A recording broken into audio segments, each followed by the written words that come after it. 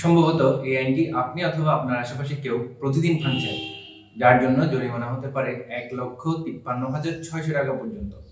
কারণ বাংলাদেশের গবেষণা বলছে বাংলাদেশে প্রায় ২,১০,০০,০০০ প্রাপ্তবয়স্করা ধূমপান করেন, যা একটি বিরাট সংখ্যা। বাংলাদেশে আমরা সাধারণত প্রায় সময় দেখি রাস্তাঘাটে হাঁটার সময় সামনে হাঁটতে থাকা রাজা বাচ্চার সিগারেটের ধোঁয়া পিছনের জনের মুখে এসে লাগছে, যা শুধু বিরক্তকরই নয়, রীতিমতো আইন লঙ্ঘন। আমি জাফরিদুল, আইন শিক্ষার্থী, বলছিলাম পাবলিক প্লেসে ধূমপানের কথা।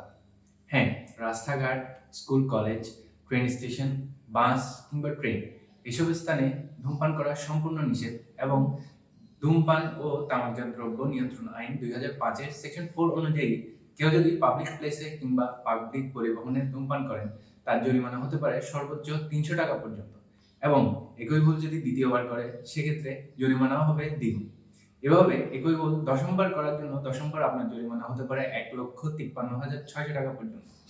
তাহলে ভাবুন, ৩৬৫ দিন একই ভুলের কারণে আপনার কি পরিমাণ জরিমানা হতে পারে। সুখবর এই যে এই অপরাধের জন্য কোনো ধরনের জেলের শাস্তির বিধান নেই, তবে জরিমানা না দিলে হতে পারে।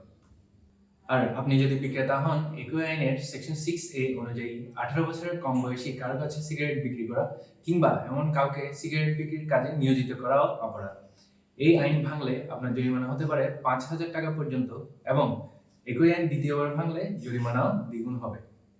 আইনে আরো বলা আছে, সিগারেটের প্যাকেটে ভয়ঙ্কর ছবি, সতর্কতামূলক ছবি মেজর অংশ জুড়ে থাকতে হবে এবং কোনো ধরনের তামাকজাত পণ্য বা সিগারেটের বিজ্ঞাপন সম্পূর্ণ নিষিদ্ধ। পুরো আইনটির লিংক আমি ডিসক্রিপশনে বা কমেন্ট বক্সে দিয়ে দিব, পেয়ে যাবেন। তাহলে আপনি যদি ধূমপায়ী হন, আজই আপনার কর্মস্থলে বা অফিসে স্মোকিং জোন তৈরি করার প্রস্তাব দিন। আর সবচেয়ে ভালো হয় অভ্যাসটি ছেড়ে দিন, কারণ ২০২১ সালের এক রিসার্চে দেখা গেছে বাংলাদেশে প্রায় ২৭,০০০ মানুষ মৃত্যুবরণ করেছেন পরোক্ষ ধূমপানের কারণে, অর্থাৎ অন্য কেউ তাদের আশেপাশে ধূমপান করেছে বিদায়। তাই নিজের স্বাস্থ্য বাঁচান, অন্যের স্বাস্থ্য বাঁচান। আর এমন দৈনন্দিন আইন সম্পর্কে জানতে সাথে থাকুন লিগ্যাল টাইগার।